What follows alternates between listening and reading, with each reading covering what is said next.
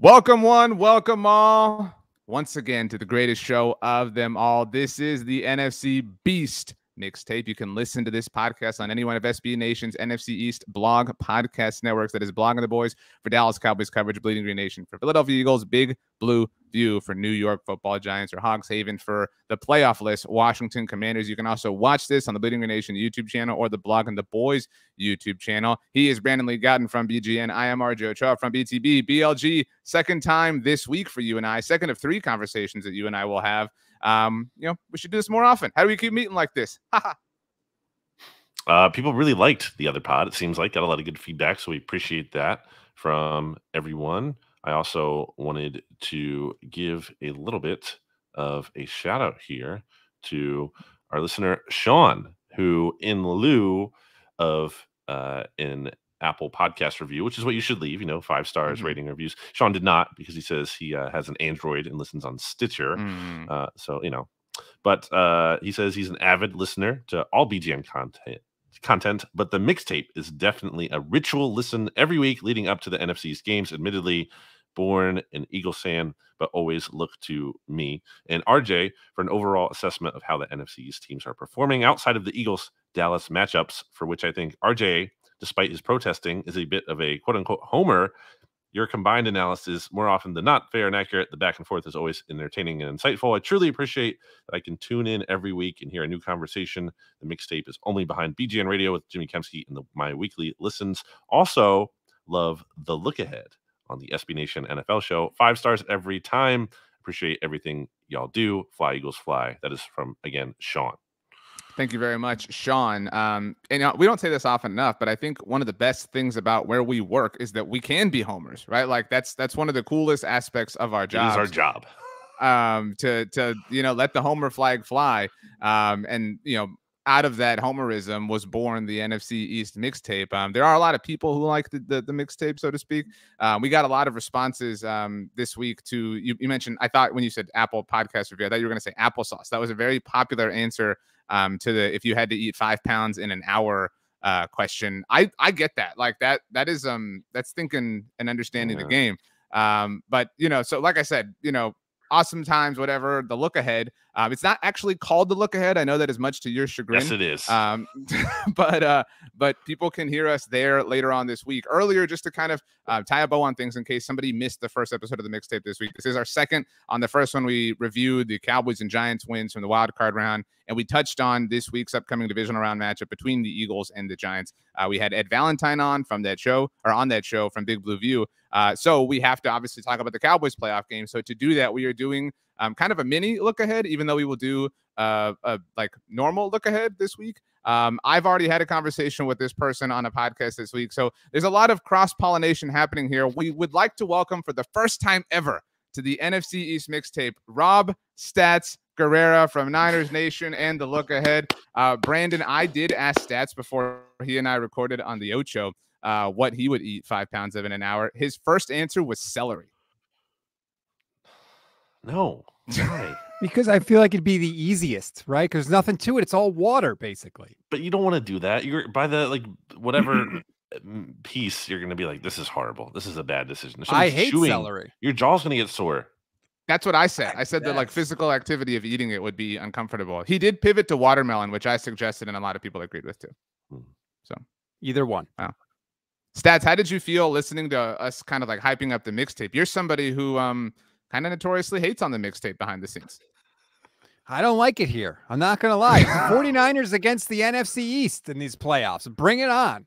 Wow. I hadn't totally realized that. There's a bit of a presumption there that the 49ers are going to make it to the NFC Championship game. Obviously, if they do, they will have to play a second NFC East team. What is your ideal path, Stats, before we get into the Cowboys-Niners game? Are you rooting for the Giants on Saturday night?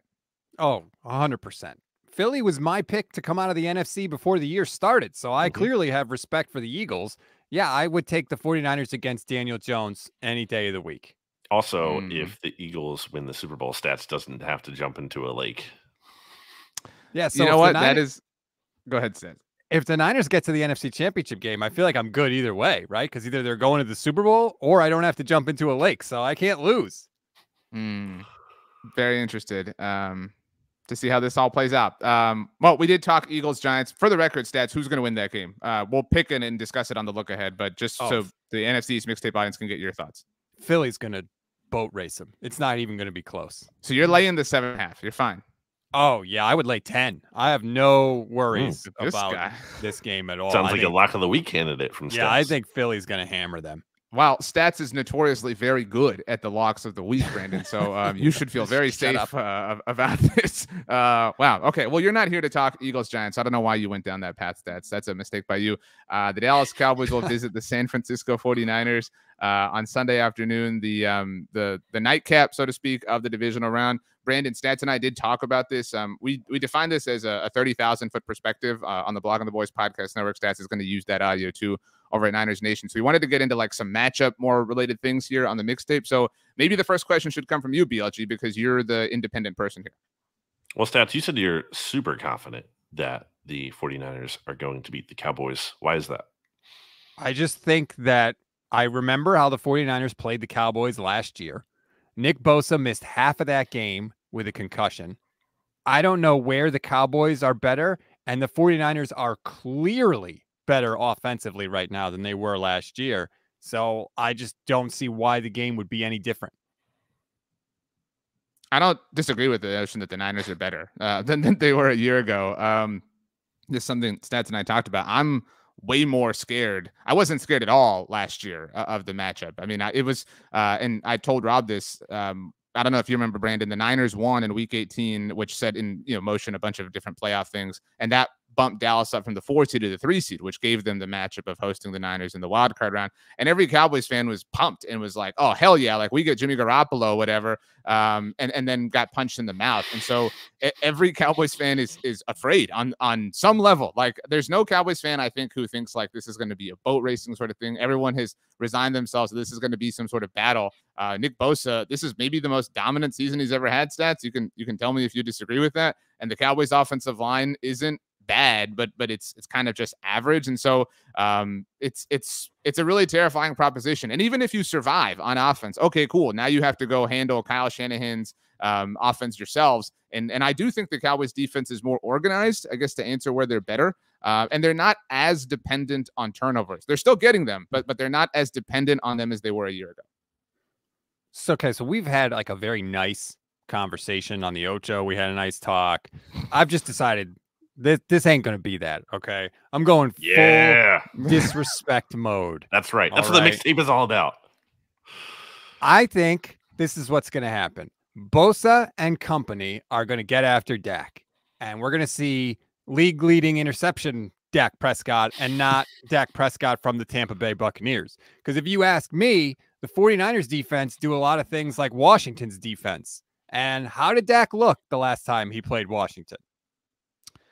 I think that's a fair point. I don't know, and I'm not I'm not gonna be like bravado. Like I'm telling you that right now because it would be stupid. But I will say I don't think it's fair to say like, well, how did Dak play against Washington? I don't think you should throw it away. But it was not their total and complete selves. I mean, we learned that on Monday night, and I think even the Monday provided a little bit of hindsight, obviously, but they were not their total and complete selves even the week before, the Thursday night in Tennessee. I mean, the last time we saw this is a really lame thing. I acknowledge, but I was talking about this on one of the hits I did this week. So Mike McCarthy has rotating captains. I don't know if y'all knew that. Throughout the season, every week it's different players. When the Cowboys played the Eagles, BLJ, I don't know if you knew this. It was Dak Prescott on offense, Micah Parsons on defense, and I think it was CJ Goodwin on special teams. And that is the we're taking it serious lineup, right? Like that is the these would be the captains for the year if you're picking players or whatever. Shout out to Connor McGovern or whatever who gets to be a captain one random week or whatever. But that's not when you're laying it all on the line. And so Monday they set their playoff captains. They're not going to rotate them, whatever. And it was kind of that same crew that we saw against the Eagles. And so my point is that the Cowboys took that Philly game very, very seriously because they knew there was a lot on the line. They didn't take the Titans and Commanders games as seriously. So Stats, I'm with you. That is fair and valuable data, but I don't think you can take a huge takeaway from that game. I don't think that's I think that's a little bit disingenuous. Well, I have a question for you, RJ, off of what Stats is talking about here. Because I mean, this is the best defense that the Cowboys are going to play all year, correct? Totally. All right, what was the second one? Like, what was the last like good defense that Philly. the Cowboys had to play? Yeah, you would say it was the Eagles. Yeah, I mean, I think we all respect Washington's defensive front, right? Like we all think like they got some stuff to work with there, right? It's cute, it's interesting, but like Tennessee had a like kind of sneaky run defense. I know you talked about that, Brandon, when it was Titans Eagles week. But like the best overall defense they played before this was Philly, and everybody made a big deal about the Gardner Minshew part of that. But that was why Cowboys fans were so excited, because it was like Dak hung 40 on what might be the best defense in the NFL, what might be the best pair of cornerbacks in the NFL. And I know Maddox left the game, and there were other pieces and elements or whatever. And short fields with 4 turnovers, yes. But he still had success. I mean, sure. he had the pick 6 at the beginning that was terrible, but after that he was pretty flawless. He got 4 field goals from Brett Maher. I'm not quite sure that that's going to be possible this week. See, like, again, now we're like cherry picking. He was awful on Monday. It's not cherry picking. It's a relevant concern. But like, it is a relevant concern. But like, to say like he's going to be that guy versus the guy he was for 17 games prior is, again, I think a little bit disingenuous. Like, I'm definitely concerned about Brett Maher, and I don't know what the perfect answer is. Since we last spoke, I think I last spoke to both of you. The Cowboys brought in Tristan Vizcaino on their practice squad, and I'll ask you both this: if you were the Cowboys, would you have him active on Sunday? Because what like I go back and forth, and it's truly like a mental thing at this point. Like if you don't, then you're kind of freeing Brett Maher, right? Like we totally and completely believe in you. But what if he misses his first kick of any kind? Then you're screwed. Like you don't have somebody. Like it kind of makes sense to have a second kicker active based on what we just saw. I think of the game situation, right? So you're driving down, you're Dallas. You know, hey, look, I don't know how many times we're going to be able to get to this part of the field. It's 4th and 4, right? At the 30-yard line. Do you kick the field goal? Do you go for it because you're too worried? Like, this is going to affect how McCarthy calls the game. I think it could actually be a blessing in disguise if it encourages him to be more aggressive. That's my thought. I would just, my answer, no, I would not have him active. I would just lean towards being more aggressive. Now, obviously, there could be a situation where you can't really afford to do that because game in the line or whatever, and then you have to make the kick. But I would just go for it. I mean, I think that's the right answer because look, against this 49ers defense, like how many opportunities are you going to have to necessarily get points? You can't just always assume, in theory, at least going into the matchup, that, we can score again later. Might not be able to. Might make sense to get as many points as you can while you can. I agree with that completely. And I mean, the hypothetical I brought up stats is 4th and 4 when it would be a 57-yard field goal. Like that's Maher's thing. And you brought that up. Like he's kind of like the downtown king. And it's like, it's funny that like he would miss 4 extra points when he's like perfect from 60 out. You know what I mean? Jake Elliott used to do that. It's just a weird kind of, dichotomy in that sense.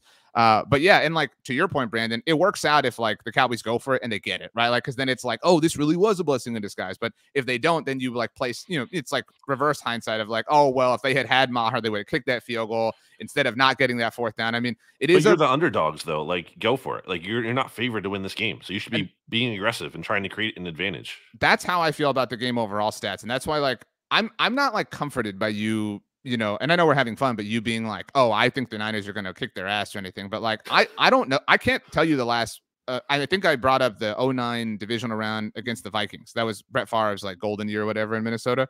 That was the last time that I was like, okay, they're up against something like completely different here. And they got blown out in that game. I can't really see them getting blown out. I mean, it's obviously possible in a world of infinite possibilities, but like, this is the team of, not supposed to, right? Like they're not supposed to survive Tyron Smith getting hurt right before the season starts. They're not supposed to survive having a rookie, playing at left tackle and then kicking him inside and back outside. They're not supposed to survive 5 games without Dak Prescott. They're not supposed to survive and still have a flourishing offense without Amari Cooper. And so like, they're not supposed to, we all thought on some level, they're not supposed to go down to Tampa and beat even a weaker version of Tom Brady on the road in the Navy uniforms on the grass. That grass thing was all Jason Garrett, by the way. I blame him specifically for bringing that up and making that a story. But so like, and that isn't like, oh, they're not supposed to, so they're going to go slay the mighty 49ers. But like, I mean, I've learned to kind of trust them to figure things out for the most part. That's not to say that they always figured out or they're always right. But I'm with you, Brandon. Like they play like a not supposed to team.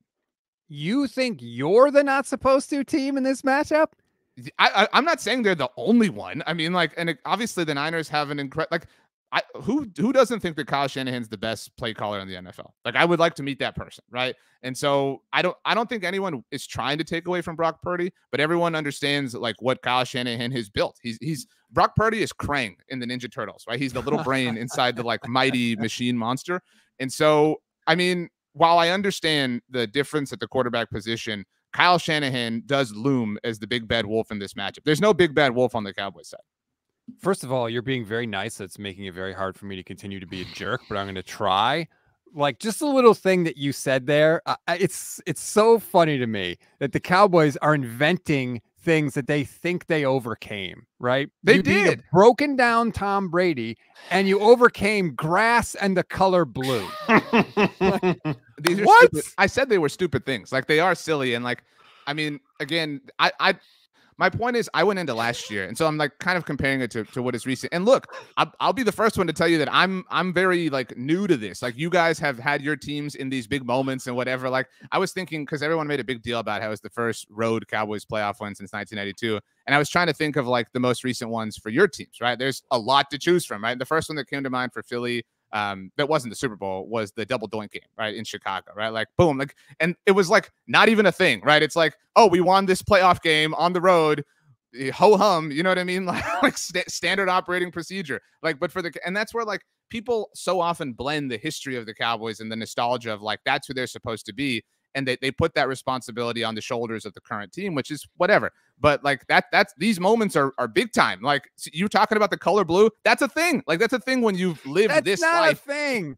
It is like, I mean, I'm not saying that they deserve like a statue for winning a playoff game in their Navy jerseys, but like it contributed to the level of anxiety that Cowboys fans felt, is my point.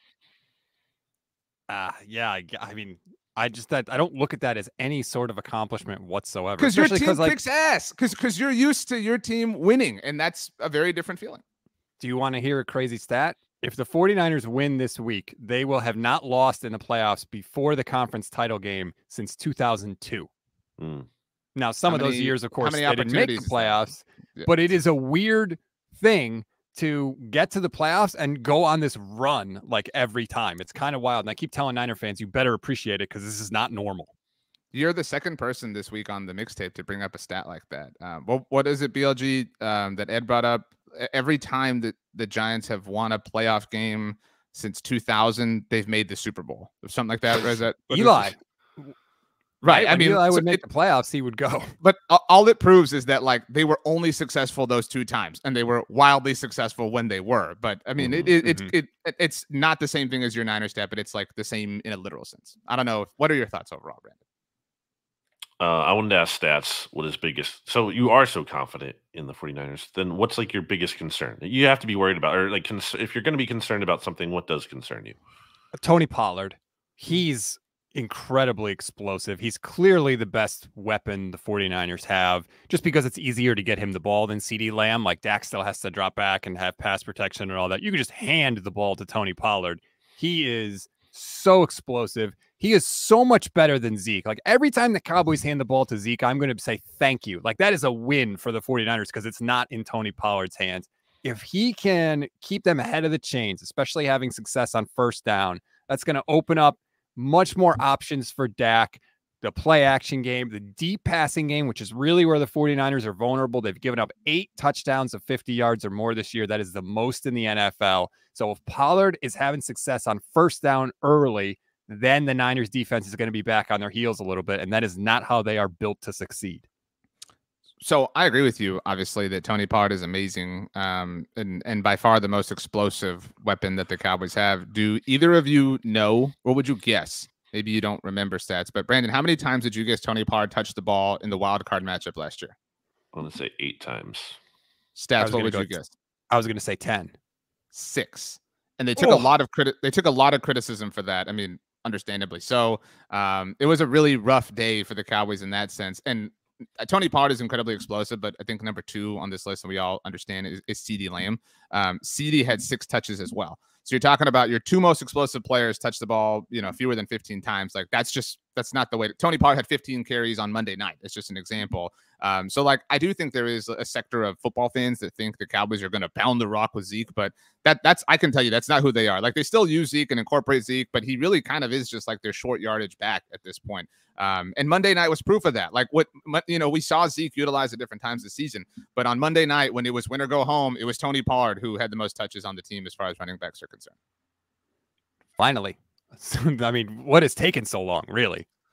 I mean, he was the 4th overall pick and they fell in love with him and he's like the face of their. I'm not justifying this. I'm just telling you what the answer is. Like, the contract they gave him, they had to justify the contract, right? And so and that's where this is an offseason conversation, but it's like, are they going to give a contract to Tony Pollard now after they took all the heat? They're going to say like, well, no, you guys got mad at us for giving a contract to a running back, and so we're not going to give one to Tony Pollard. And it just kind of is what it is. But I will say, Cedric Wilson touched the ball a lot in the wildcard matchup last year, which was really stupid. Although I love Cedric, but Dalton Schultz, if you told me last week, like on Monday morning, like Dalton Schultz would be the leading like target, receiver for the Cowboys in the divisional round against San Francisco, I would have balked at that. I've been like, that's a losing strategy, but he has really kind of come back to life. That is the sort of like underrated offensive weapon the Cowboys have going on is Dalton Schultz. He's had 2 touchdown catches in 2 of his last 3 games. And he and Dak, when they are on, I did a radio hit this morning, Stats, and you'll scoff at this. Somebody said, I think Schultz is going to be the better tight end of the game. I don't think that personally, but I think that I do think he's underrated is my point. That could be, but he's also going to have to go against Fred Warner, which, that's not an easy assignment. And George Kittle scores touchdowns now for the longest time. Imagine that. Holy crap. George Kittle for not scoring touchdowns. Hey, to my credit, I've said that to George Kittle's face. So, I've called him out on it. I don't know that you get credit for that. Well, if you're going to say it, on all our shows, when you get the chance to talk to the person, I think it's only fair if you bring it up. Did you have the jersey behind you when you said it? No, at that time it was a Gore jersey. Right. I remember that. Interesting. Brandon, I have a question for you. Former Eagle. Oh, that's true. What a weird 2 weeks, whatever it was. 10 minutes Brandon, or whatever. My question to you, we talk a lot about seeing a path. What is the path to victory for each of these teams? Because Stats and I are clearly biased in this respect. So, like, what is the path for San Francisco? What is the path for Dallas? I mean, the same Dak who showed up to Tampa, clearly has to show up again here in San Francisco, or where is it again? Santa Clara, baby. Santa Clara.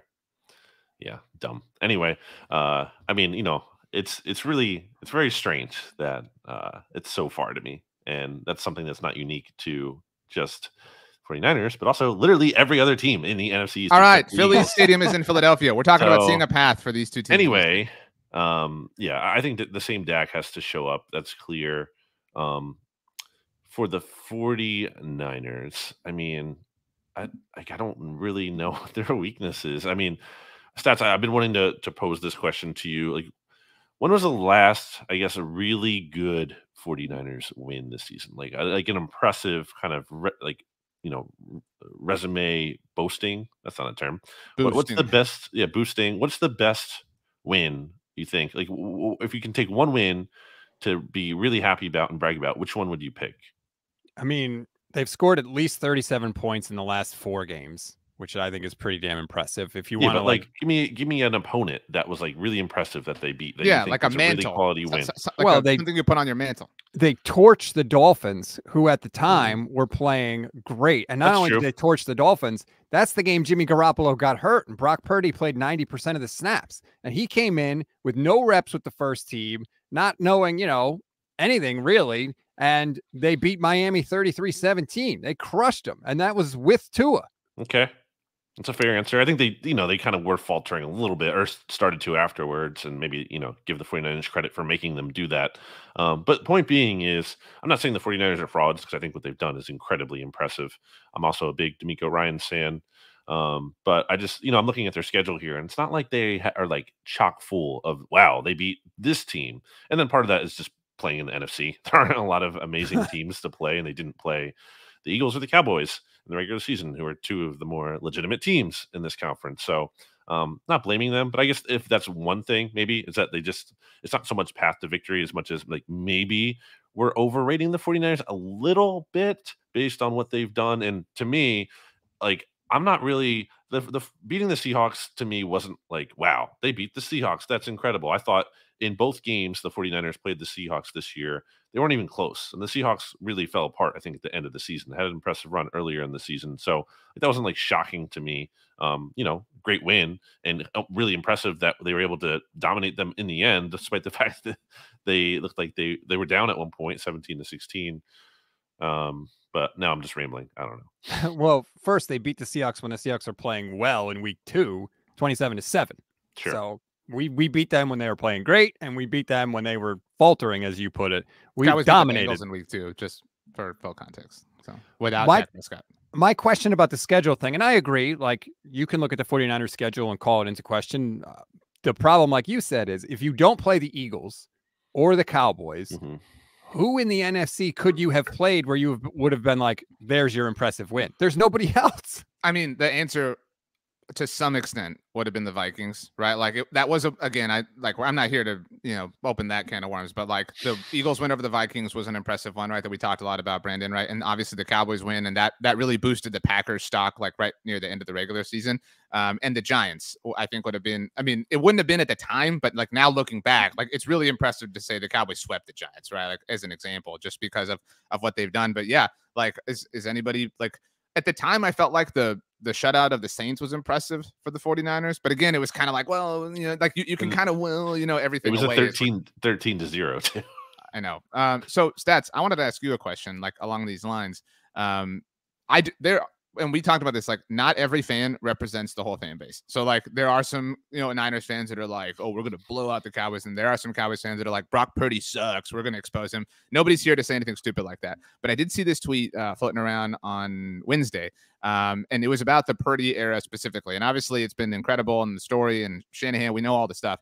But it was about the defenses that and where they rank from an EPA perspective, both from a pass and run perspective. But overall, these are the total EPA per play ranks for the defenses that the Niners have beat with Brock Purdy. Miami, and I'm not taking anything away from that game, but the fact that like there was a change, right? It's a little weird, right? It's not like a week of preparation for that, but still they crushed them. Good for them. But Miami ranked 24th defensively from an EPA per play standpoint. Tampa Bay 11th, and they crushed them. Seattle 26th. Washington 5th. We sat here and like you said, we threw some flowers their way. Las Vegas 30th. Arizona 20th. Seattle 26th. Meanwhile, the Cowboys rank 2nd and the Eagles rank 4th, if it does come to that, obviously, for the Niners. Is there any concern? Not that the Niners haven't played a great team like BLG was kind of dancing around, but that Brock Purdy hasn't played a great defense specifically.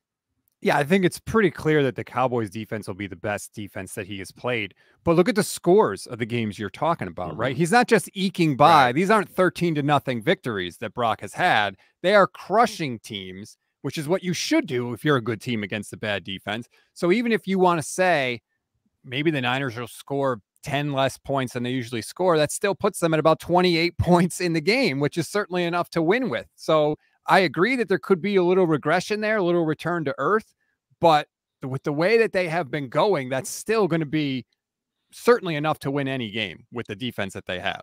Do you think, you said this is probably the best defense that the Niners are going to play. Do you think this is the best team?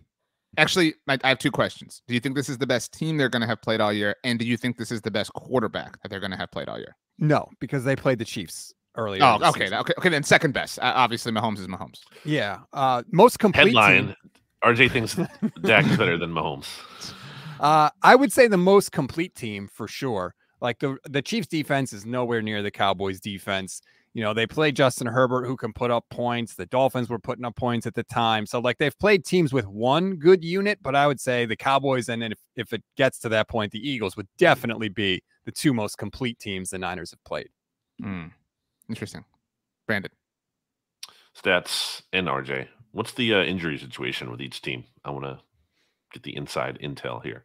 Rob, you're the guest. So for the Niners, they've been as healthy as they've been all year. Going into this playoff game against Seattle, there were only two starters that weren't available for the game. One of them was Trey Lance, and the other was Emmanuel Mosley, their second corner, who tore his ACL earlier in the year. They've got a couple guys that were limited yesterday with minor injuries, but I don't think it's going to be anything that's going to keep them out for the game.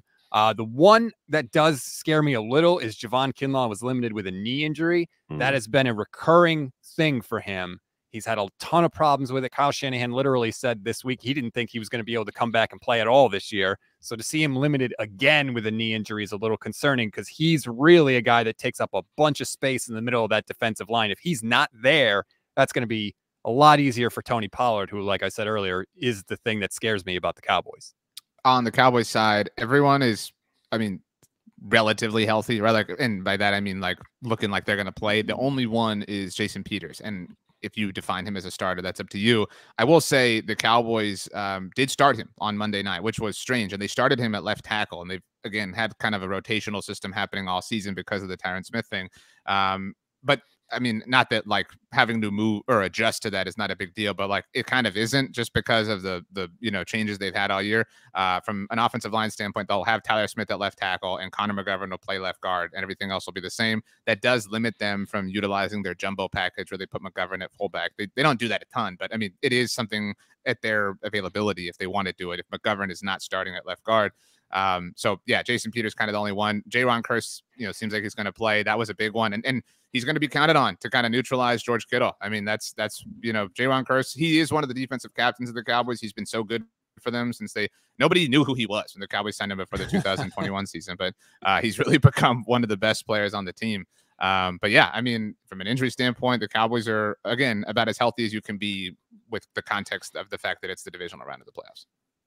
All right, I'll fire another question out there. I think maybe I asked you this already, RJ, on a mixtape earlier this week in terms of what's the story if the Cowboys lose. And obviously, there's context dependent stuff going on here. But in general, like what is the story after the season? I already asked that question to RJ, so I don't know if we need to revisit that. But with you stats, if the 49ers lose this game, like what is the story coming out of this one? Maybe you can speculate how it would happen, but also like what does it mean? Like what would a loss here mean for the 49ers? It's really weird, right? Because going into the year, it was Super Bowl or bust. You have to do it. You can't start Trey Lance because this is your Super Bowl window. And then, of course, they have all these quarterback injuries. So on the one hand, it's like, well, they didn't win the Super Bowl. They're missing their window, right? Are they going to miss their chance? But on the other hand, because of all the quarterback injuries, I think that is going to be kind of put aside, and the narrative is going to become what happens at quarterback, right? Do you go with Brock next year? Do you go with Trey Lance? And how they lose this game would matter too. Like if Brock throws 4 picks, sure, it's certainly going to, ignite that conversation a lot more than if he throws 2 touchdowns and no interceptions and the Cowboys just win in the end, So I think how the Niners lose will be a factor, but it's not going to be the same kind of criticism that they would have gotten if it were Trey Lance or Jimmy Garoppolo under center. I think that general premise is true for the Cowboys. I know I answered it, Brandon, but in case anybody didn't hear, like, I think you would both agree, like, you've both been critical of Mike McCarthy, but again, like, all jokes and kidding aside, like, he's earned his like credit, right? Like at this point, like the Cowboys would be stupid to move on from him, right? Like they we all think the Cowboys are a good team, right? Like we think the Cowboys will be in the mix next year. McCarthy, Dak, like all those silly narratives. Yes, were really I put would to hate bed to see the Cowboys move on from Mike McCarthy. Okay, so again, but you get my point. Like that was the story, like entering the season. And like he has really dispelled that, and Dak has really dispelled it. And the fact that they've survived amid injuries, that is something that like the Niners do, right? Like, oh man, like the quarterback we traded heaven and earth for like went down to injury. Like that would doom a lot of teams. That has doomed the Cowboys in the past. But like, I don't know that I've ever told you this stats in Mike McCarthy's opening press conference when he was hired by the Cowboys, the same one where he said he didn't actually watch all the games and all that stuff. He was asked what team he specifically or like really enjoyed watching throughout that 2019 season that he obviously sat out. And his answer, he said, I love Kyle Shanahan and the Niners. And so it is funny that, like they went to the Super Bowl, right? Like, whoa, big la-di-da. Like you liked one of the best teams in the NFL. But so it is funny that like Shanahan would be the team who beat him last year, obviously in the wild card round, and that it would come to this, like that they would meet twice. Obviously in Dallas, there's only 2 playoff berths under him. So I'm not saying he's become Kyle Shanahan, like, and I'm not trying to diminish Shanahan. Mike McCarthy's won a Super Bowl, whatever. But I do think he's earned his place, and I think he's done what a lot of people thought he couldn't do with Dallas, and he's turned the ship around. Does anybody think the Cowboys win the way they did on Monday night with Jason Garrett? And again, I'm not giving Mike McCarthy credit for not being Jason Garrett, but like he has gotten the team to a place that a lot of people haven't in the past. That is true. But I want to go back to your other point. I feel like the Cowboys wear 49ers pajamas a little bit. Like they're trying to be the 49ers. The 49ers are the 49ers. Dude, and I don't know. So BLG, you missed this. I told Stats on the Ocho that he was very kind to me, and I think you would agree, based on the fact that his team beat mine in the playoffs last year. And you would agree, Brandon, that I would not be that gracious given the result of the World Series. And so Stats has never even said that, but like, call it sad or silly or pathetic or whatever, but like, it should be noted, because it was embarrassing, that the Cowboys were very big losers about the way they lost to the 49ers. They whined and they complained and they deflected blame. We all talked about it, and Dak had the low moment of celebrating. Yeah, I mean, it was the lowest throwing trash to the refs. It was the lowest moment of Dak Prescott's football career, and it was the lowest moment that the Cowboys have had in a very long time. And they committed themselves to not being that team anymore. They were soft. They were frauds. And the Niners exposed them. And they, to your point, Stats, they said, we want to be like that. We want to be some glass eaters. And that was who they committed themselves to becoming. And I think that, identity is what has gotten them to this point. I don't know that it's enough to beat the inspiration for it, to your point, but they were truly inspired by the 49ers to become like them. BLG, let me ask you a question, because I think I know what RJ would say, but I'll ask you as the somewhat impartial observer. Yes, very impartial.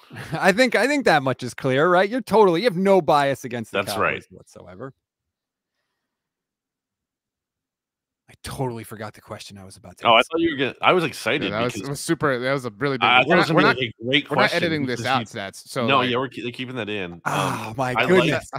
I even looked away, like, because I thought I was like, oh, Stats about to ask this like badass question. But yeah, I was like, that pause was like awesome. I was like, holy crap, this is a good question. What were you just talking about, RJ? Damn it! The Niners like being the inspiration for the Cowboys, and like how they were kind of forged in that, and they became that. I don't know if it's enough to become that. Something because it was impartial.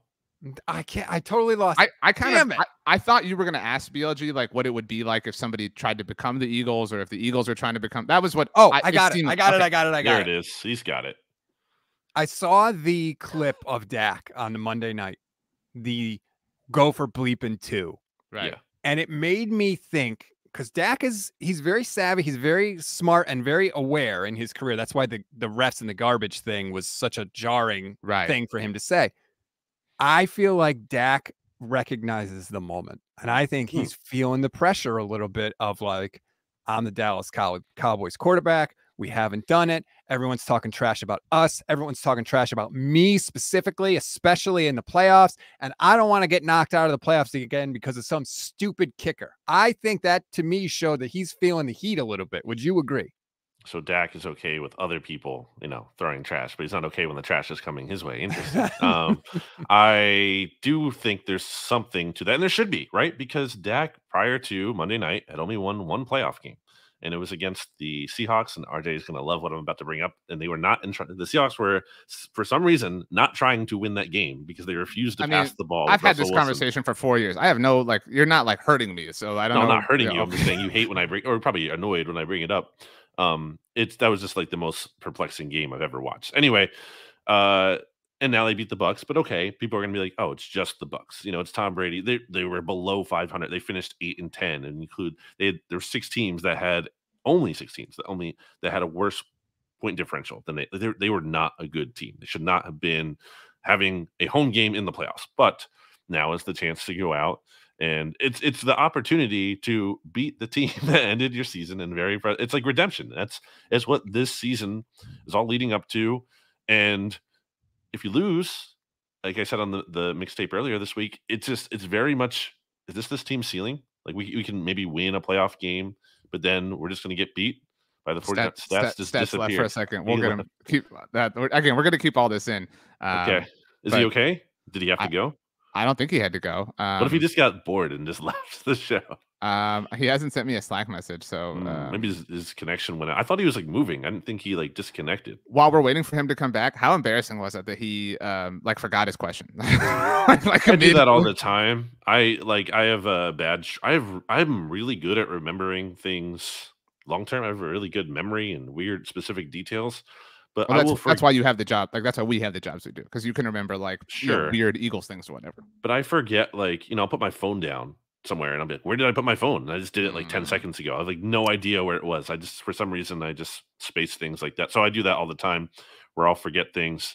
So I can't blame Stats there. And look, you do a lot of podcasts like we do. that's going to happen because you're talking for a long time. You're just going to eventually lose your train of thought. While we try to buy time, you mentioned putting your phone down. When you put it down, we brought up the like what direction do you rotate your phone? Do you put your phone down with the screen facing down? I literally have my phone with the screen facing down right next to my laptop right now. So you go screen facing down. Yeah, because I like to protect, I don't know, the screen, I guess. And also I have the iPhone with the, the like whatever, the 3 camera thing on the back.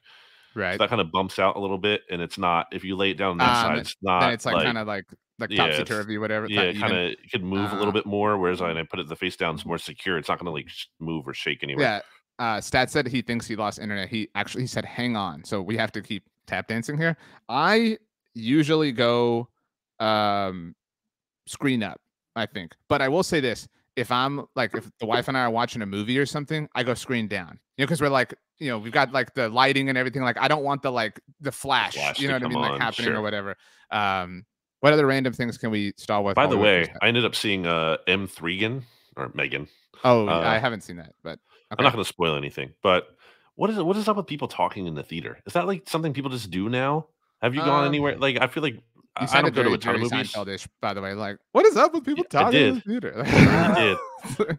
But it's true. I've gone twice in the past, I don't know, maybe month, which is a lot for me. Usually I go to the movies like maybe, I don't know, 4 or 5 times a year. Not a ton. They're too long.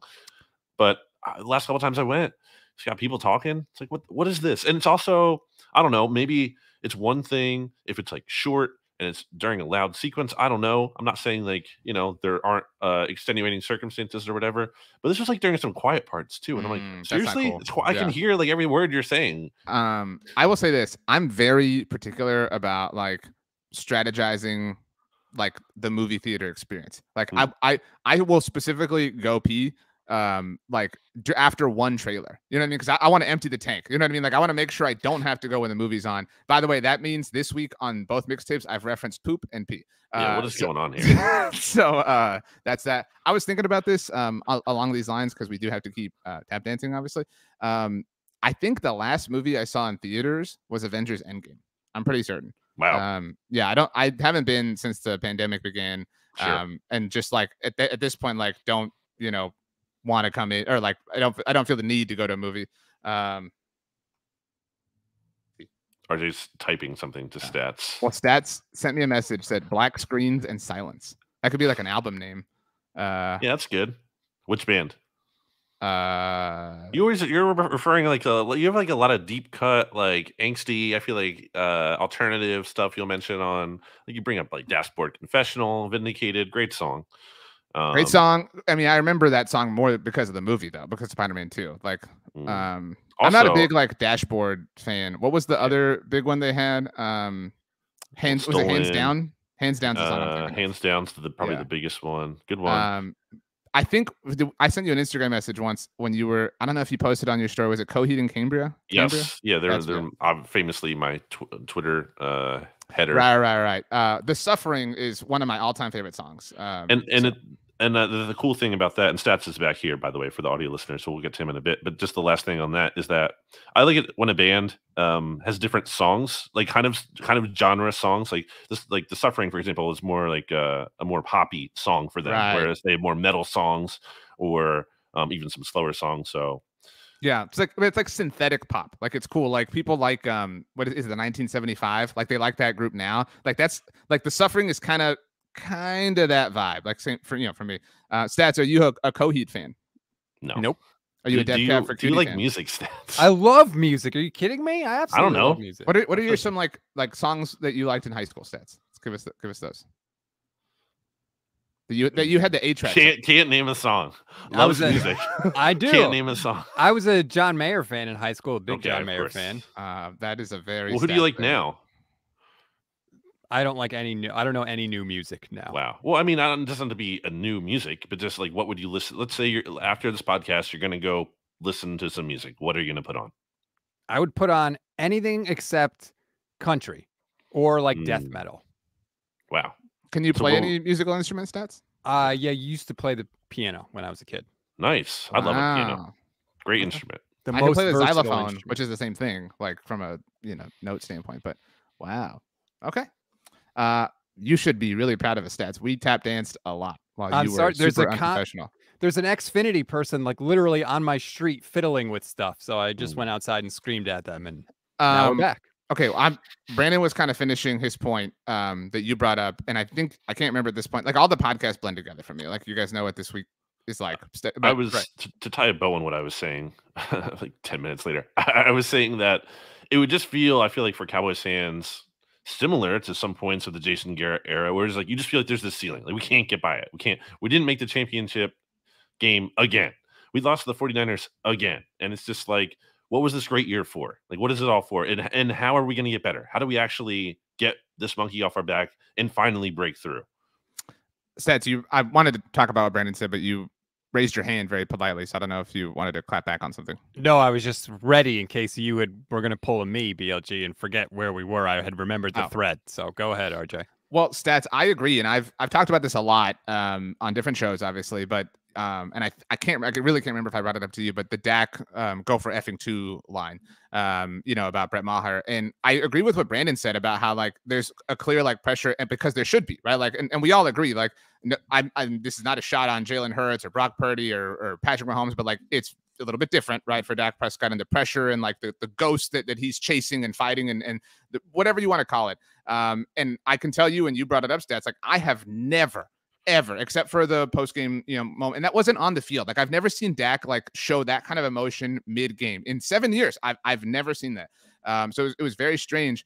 And I do think I hate to put things into like the momentum category or whatever. People used to say at the beginning of Dak's career when he was a rookie, because he would practice horribly, they would be like, well, he's a gamer, right? Like he's not a practice court. Like, I mean, you've both heard that to some extent. Yes. I do think there is something. I don't know how much of a deal I think it is. I think it's a non-zero thing. I think that the pressure can enhance players, obviously, or hinder them. Brett Maher is a great example.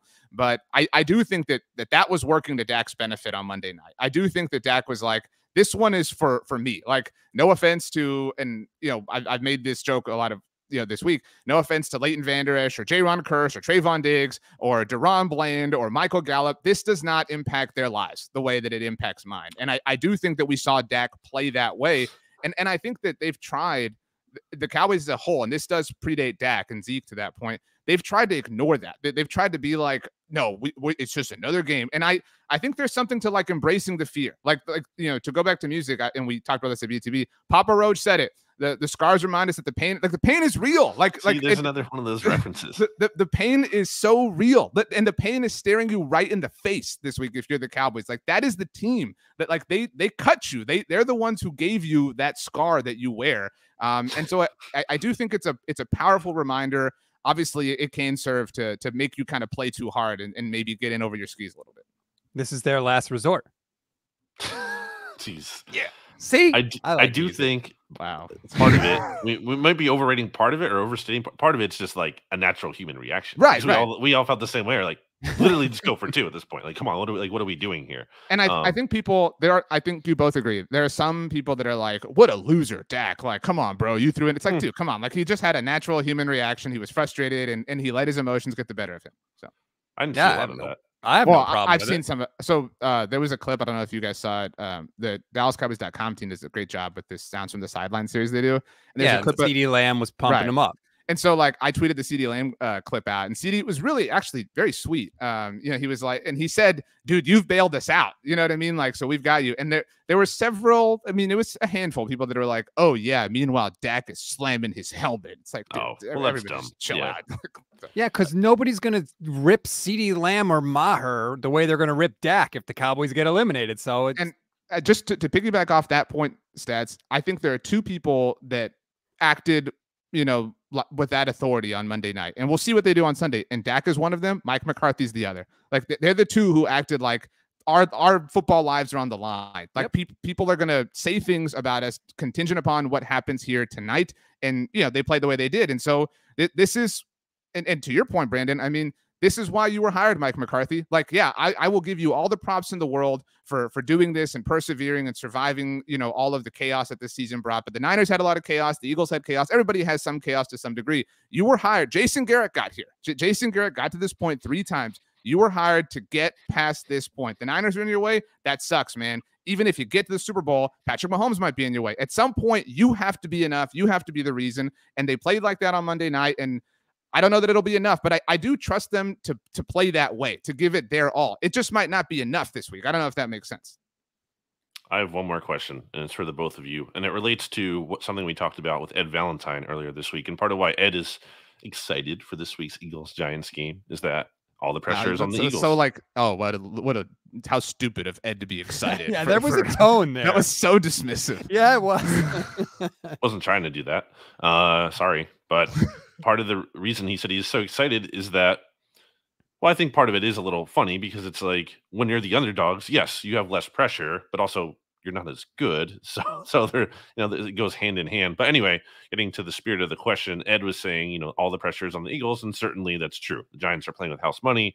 The Eagles, they've had this historical season, franchise record for team wins in the regular season with 14. Obviously, the 17th game, but still, in a lot of metrics, they almost broke the single season the sack record set by any team in a season. Like they've done a lot of great accomplishments, but what does it mean if you just get bounced in your first? Is this about the Niners and Cowboys? Yeah, I'm getting to it. Hold on, slow your roll. So I'll ask both of you, which team is facing more pressure in this matchup? Starting with stats. It's weird to say, but I think it's the Cowboys because of the Brock Purdy thing. Like, who's going to rip on the 49ers for not getting to the NFC Championship with their third-string rookie quarterback who was the last pick in the draft? Like, are you really going to bang on them? If it was Jimmy Garoppolo or Trey Lance, I think it would be the Niners by far. But now I think it's the Cowboys because of everything we just talked about. Kyle Shanahan ain't getting fired if the Cowboys lose. Mike McCarthy might. Oh, stats. Come on. I think it's a slim chance. And for the record, I don't think he deserves to get fired. But you can't rule it out, RJ, especially with Sean Payton sitting there. If they lost, like, let's say 42-0, there's zero chance he gets fired. Okay, if the Eagles lost 60-0 to the Giants, does Nick Sirianni get fired? No, he wouldn't because he went 14-3. Okay, and also there isn't Sean Payton looming out there the way he is for the Cowboys. The Sean Payton, like, that's why I don't think that. I don't know. I think you can define pressure a different way. I think that's fair stats, right? Like the Cowboys have the better quarterback, right? Like some would argue they have the better defensive player. Like that is where, like, I think the votes are truly split, right? Like if you ranked every single element of this game, like the most contentious one would be like Nick Bosa versus Micah Parsons, right? I would. It does feel very flipped for me versus a year ago. And even the way you and I are acting stats, and not that has anything to do with the game, but like you said on the Ochoa, you were like, I don't have any like real doubt. Like I'm very confident that the Niners. What was the stats or the stat that you brought up stats? Can you tell Brandon about the 17 plays or that was so stupid. I know I asked you for it. The Niners there were 17 plays last week where the Niners had their base personnel on the field. And I'm talking Debo, Ayuk, Kittle, Christian McCaffrey, and Kyle Juszczyk. In those 17 plays, the Niners averaged more than 15 yards per play. And that's why I do think the pressure, from my perspective, obviously, is on the Niners because it's like, okay, cool, they have Brock. Exactly what I wanted. But it's like, okay, like I do think a lot, not everyone, obviously, but I think a lot of people are like, okay, cool, they have Brock Purdy, but look at Kyle Shanahan's system. BLG, you said, like, I can't really find the weakness on this team. Like that's how a lot of people tend to feel. The Niners are literally the favorites, right? You look at any kind of picks. I don't know what the SB Nation picks are going to look like yet, but I'm assuming you both are picking the Niners to win. I mean, so like, I think, the Cowboys are, in that literal technical sense, the underdog. They're going to San Francisco to face their daddies, the team who beat them last year, who beat them into submission, who forced them to acknowledge that they were frauds, and who beat them so badly that the Cowboys wanted to become them. Like, I mean, how they own them. Like, you know what I mean? They own them in that sense. And so, everybody's like, oh, the Niners have 2 days of extra rest and all these stupid little things. So I think the Niners are under a teeny bit more pressure. I don't think it's massive. I would say it's like 51-49, maybe 52-48. Yeah, I think they're both under pressure to give my answer, but I actually do think the 49ers are under more pressure. I mean, when you're a team that's won 10 games going into the postseason and 11. now going into the postseason. Yeah. And now 11 here.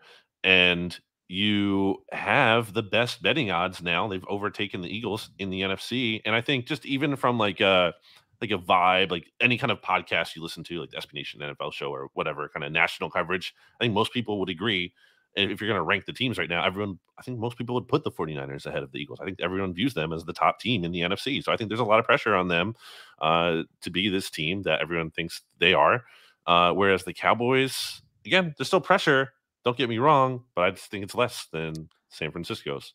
I also think, and Stats, I don't know how much you agree with this, but there was something to like when the Niners walked out to the field last year, out of the locker room with the boombox and everything like that. Like in the moment, because I was so caught up, I was like, this is stupid. But like looking back, it was like that was it. like you know what I mean? Like it was over. Like they knew they were the better team, but they knew it like quietly to themselves. You know what I mean? Like, and it feels like, and again, like I'm not trying to like make things out of nothing, but it feels like now they're like, everyone acknowledge us. You know what I mean? Like, so there is like a more external pressure in that sense. Like it was an ass kicking that they handed the Cowboys. And now they're like, yeah, we're going to do it again. It felt like they were more comfortable working in the dark a year ago. I think Crawling in the Dark's a great song by Hoobastank, by the way. So is The Reason. It's true. There was a moment in the game against the Cowboys last year. It was early, and I forget who the defender was, but they lined up and they were like, we're going to drill Deebo Samuel and we're going to show the 49ers that we're here. And they lined up and boom, they hit Deebo and he didn't even fall down. He took like a step backwards and he was just like, what's up? I think the Cowboys are going to try to do that again on Sunday. I really do, because of all the stuff you've been talking about. And it'll be interesting to see, you know, if the same thing happens or if they do punch the 49ers in the mouth early. I think these are two really united teams. I saw Kyle tweeted about this during the Seahawks game about, like, I don't remember what the data was, but like after the dirty play, the like rolling of Deebo's ankle, it was like 100-0. Like basically like it was like complete and total domination from that point. The Cowboys have some of that in them too. Like, again, they're not the Niners, but they do have some level of like unity and like us against the world, because it's not only them against like the world, and a lot of people, to Brandon's point, are picking the Niners, but it's them against like history. It's like, Dak, you're not as good as Romo. Micah, you're not as good as Ware. You know, all these guys, like you're just you know, living off of the, you know, accomplishments of many people and players and teams who have come before you. So like you're not fitting to be here. You don't belong in this echelon of Dallas Cowboys franchise history. And I'm not saying the Niners don't have a storied history either, but it's a weird matchup. I haven't felt this way, and it's not good or bad. I haven't felt like this in a playoff game before. It's funny that you mentioned the Niners like getting fired up. You know who else gets fired up in that situation? Kyle Shanahan. So he ran on the field after that happened, and he kind of like throws a shoulder into one of the Seahawks players, and then the Niners, the next 5 plays are all runs, because I think Kyle just got mad. He was like, run, run, run, run, run. And then on their next drive, they go short pass to Deebo Samuel for a first down, and they end up going all the way down the field and scoring another touchdown. Like, I think it fired Shanahan up to be like, all right, now I'm going to go for the throat.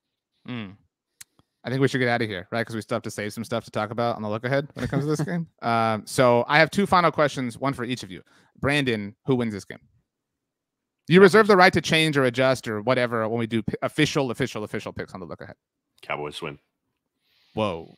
Actually, my second question: who would you rather win? Like, presuming the Eagles win, who would you rather face? Cowboys. Is that why you're picking them? It's just like you're trying to create the most favorable. No, that's interesting, because the Cowboys, I genuinely think it. Dak has owned the Eagles. Well, I mean, in a literal sense, he is 7-3 in his last 10 games against the Eagles. He's 9-1. What was Tom Brady's record against? I'm just telling you, like, look, we're gonna have like content to create if this ends up being the case. He's 7-3 in his last 10 against the Eagles, and he's 9-1 in his last 10 against the Giants. If it came to that, obviously. So that would be interesting. Stats. My question to you is: do you think the winner of this game wins next week, regardless of who they play? It's a good question. No, I can't say that. Because as confident as I am right now, I would go into the Eagles game. Well, and obviously there's some like necessary context that we don't have, right? Like how they looked or who looked or injuries, whatever the case. But in a general sense, like trusting the teams as you know them to be today. And knowing that the team they play next week will also have, not that this is everything, but they'll also have a rest advantage. Yeah, I would be surprised if the 49ers lost this week. I would not be surprised if they lost to the Eagles. So I have to say no. Would you take the winner of this game against the Giants, though, outright? Yes, 100%. Okay. I think anyone would. Okay, so you're saying, just so we're all like cool, I mean, you know, we're friends, we'll keep talking, but we all think that Cowboys, Niners would both beat the Giants. We all think all three of these teams would beat the Giants. Yeah. But we all agree that Cowboys or Niners against the Eagles is a bit more of a coin flip. Agreed.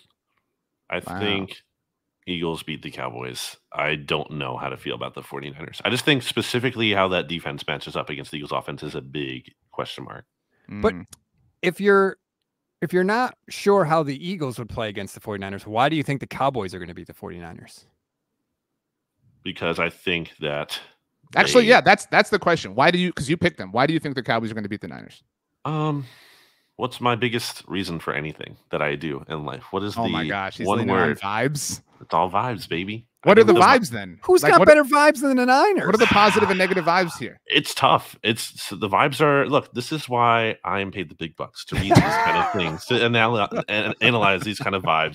It's not easy, but I think they both have some going in their favor. I just think, again, coming back to the pressure of it all, it's very unique compared to years past, where I think the Cowboys just have had so much pressure on them, and going into any given matchup, it was always them. And I think this is a rare time where they don't have that working against them. I've mentioned this before, and put whatever stock in it you want to, but I don't know who brought this up. It was somebody who tweeted it at me a long time ago when the Cowboys clinched their playoff berth this year. Like, I think the reason there's been so much pressure on the Cowboys in the past is because they haven't been like a playoff team consistently, right? It's so like every opportunity has like therefore been a little bit more precious, right? Because it's like, man, they're probably not going to be able to, like, that's their thing, right? They can't get back next year, so you have to do it now, which is what again, kind of like, I don't know if you agree that kind of adds to the feeling of like, it's not house money, but it's like, okay, now you're just like a team, like you're a team who normally does this, and like maybe this is your time to kind of break through there. Like, I don't know, I'm curious for your thoughts. Well, maybe I'm too guilty of being the hero of our own narrative here, but I also just feel like, can't you envision the world where we get the Eagles-Cowboys rubber match where Jalen Hurts and Dak Prescott finally actually get to play each other this year after the first two games? Like, doesn't that feel like, oh yeah, we're definitely getting that? Like, of course that's going to at least once it happens, they'll be like, oh, of course this happened, because this is going to settle it once and for all. Yeah, I can talk myself into like the of course for any of these permutations. Like, I can even talk myself into like, oh, of course it would be like Niners Giants, right? Like the big bad wolf and well, like, I mean, again, if we're talking about the story, it's like the mighty Niners against the like underdog Giants, right? Like they're the little Giants against the big bad 49ers. Here's how you talk yourself into that. The Niners could potentially be on an incredible redemption playoff tour, right? Ooh. First playoff game, the Seahawks, who of course beat them in 2013 and the big rivalry there. Oh, now they've got the Cowboys. The Cowboys, who of course the 49ers biggest rival forever. You've got that. Then it's possible the Niners play the Giants in the NFC Championship game. That would be redemption for 2011 and for stopping the three-peat. Yeah. And then even if you take it further, they could potentially play the Chiefs in the Super Bowl, who of course beat them in 2019. So like, you're talking about in a single playoffs, healing a lot of wounds if it were to happen, which admittedly, that's skipping ahead. That's where the Ahmad Bradshaw non-fumble is just the worst call in NFL history. It's the worst call. It's just, the whistle could not have been blown any faster ever in any kind of play ever, just to say, oh, that wasn't a fumble. Are you kidding me? That's absolutely a fumble. To get back to kind of like what became the main point that we discussed, like pressure. I'm very curious to because I think any matchup the Eagles are in, the pressure is on them based on like the way they've played this season. And so I'm very curious to see, like, because to Stats' point, like there would be some like non-pressure on the Niners if it was like Niners Chiefs or something like that, or even Niners Bills, I think would kind of work out that way. The redemption, and like I thought about it because like the Cowboys are on their like own redemption tour, right? They got Brady, they had never beaten him before, right? The Niners are literally the team who beat them last year. I don't think there's any redemption that the Cowboys could have against the Eagles, because redemption implies there's like a one-sided thing. The Cowboys and Eagles has been fairly like even Steven for the most part in the regular season, but the redemption, if you want to go your route, Stats, would be 2007, right? Like, Giants come to town, they knock off one of the better teams in Cowboys history. But like, what is I know this was Cowboys Niners, but I'll ask you, Stats, what is the redemption angle for the Eagles? Like they're the sitting favorite. They're the ones who have to prove this, right? I think for the Eagles, it would be, everybody thinks our Super Bowl was a fluke with Nick Foles. Now we've been the best team all year, and with Jalen Hurts, we've been steamrolling people. We're the #1 seed. what are you going to say now? Like now, does this one not count either? So that's what if I were an Eagle fan, that's what I would say. Is that unfair, BLG? It's not like redemption, but it's just kind of the leave no doubt, I guess you can kind of say of it. That's a good way to to your put it. point. And it would be extremely satisfying, the path where they beat the Giants division rival, not that great, but still you knocked out a division rival. That's kind of a fun angle, as opposed to let's say like 2017 when they beat the Falcons. Like there wasn't a lot of juice for beating. I know the Falcons were in the Super Bowl the year before, but it's not like there's a lot of animosity. Yeah, it's like it wasn't. To your point, if you get to the Super Bowl by beating 2 division rivals, like you can forever say that. You know what I mean? Like remember 2022 when we beat the division rivals, like 3 teams made the playoffs and we beat them both, like on the way. And then beat your former head coach potentially, and Andy Reid and Mahomes. I thought you were going to go Doug Peterson. Or Doug Peterson, yeah. Well, I would love that. Sorry, Doug. But also, but no, I'm going to say Andy here, and Mahomes, who is going to win the MVP, and which some people are going to feel like Hurts got robbed of that. And like, and if your 2 Super Bowls were against Brady and Mahomes, it'd be pretty sweet. It'd be good. Yeah, that's a great point. And also, like, who cares about MVP if Hurts is winning Super Bowl MVP? See, like, I think for me, like if I was an Eagles fan, the like angle is Hurts, right? Like the angle, if they pulled it off, it would be like, we told you that rocky 3-week stretch when he missed and the shoulder and everything, you guys, that you all took your laps right then. Well, guess what? Like, yeah, it was when he's here, it's all whatever, like that. I mean, define it, word it how you want, but holy crap. I'm a little bit more scared than I was, which was already a lot. So, wow. It's going to be fun. Stats. You get the last thing. Or Brandon, you said one. Oh, you said this a minute ago. One last quick thing. Did you say that was a while ago? What was the last quick thing? The pressure thing. Or I don't know. Who knows? But listen to the SB Nation NFL show. That's my last thought. Stats. Your last thought will be to offer us a piece of life advice that everyone can use in their life every day moving forward. Nobody's ever argued their way to happiness.